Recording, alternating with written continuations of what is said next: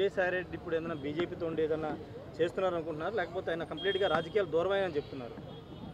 ఆయన బీజేపీ ఏదైనా వ్యూహంలో భాగంగా చేస్తుంది అనుకున్నారు? అంటే ఆంధ్రప్రదేశ్లో రాజ్యసభ సభ్యుల్ని తీసుకుని రాజ్యసభలో బలపడాలనే వ్యూహం ఏమన్నా బీజేపీ ఉందనుకున్నారు? ఎందుకంటే జగన్మోహన్ రెడ్డి గారు బీజేపీకి మోడీ గారికి దత్తపుత్రుడు.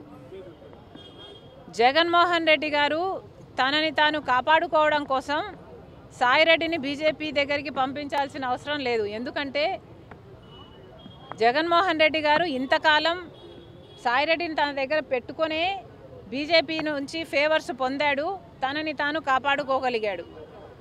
కాబట్టి సాయిరెడ్డిని పంపితేనే బీజేపీ నాకు అనుకువగా ఉంటుంది కాబట్టి పంపుతున్నాము అని అనుకోవడానికి ఇక్కడ వీలు లేదు. జగన్మోహన్ రెడ్డి గారు విశ్వసనీయత కోల్పోయారు కాబట్టే విజయసాయి రెడ్డి వదిలి వెళ్ళిపోయాడు అన్నది నా అభిప్రాయం. వివేకానంద హత్య గురించి కూడా విజయసాయి రెడ్డి మాట్లాడారు ఢిల్లీలో.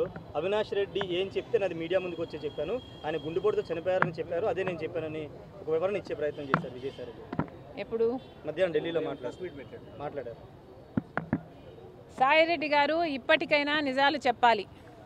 ఈ నిజమే కాదు, ఇప్పుడు నిజం చెప్పారు సంతోషం, ఈ నిజమే కాదు మీరు ఎన్ని అబద్ధాలు చెప్పారో మీకు తెలుసు.